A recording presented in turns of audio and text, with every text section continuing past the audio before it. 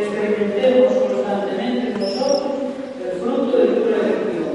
Tú que vives y reinas por los siglos de los siglos. Pues hoy es la única vez no algo en que recibimos a bendición do Santísimo, non importa a bendición do sacerdote, sino o propio Jesucristo. Por eso eu invitaría a as persoas que poidan que queiran de voluntad, pois que se poñen de rodillas para recibir a bendición.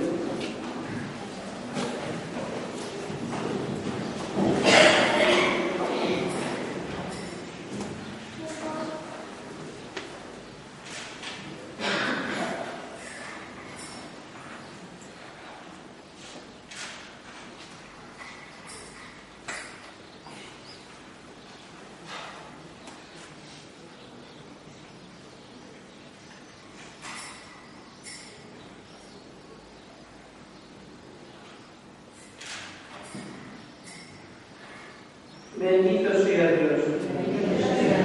Bendito sea su santo nombre. Bendito sea Jesucristo, Dios y hombre verdadero.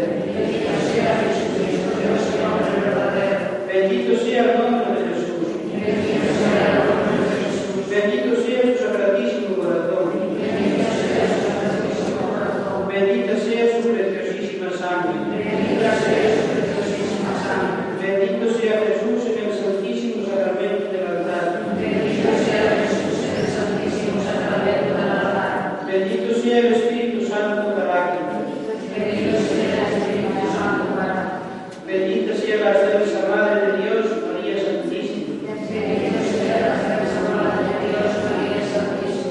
Bendita sea su Santa e Inmaculada Concepción.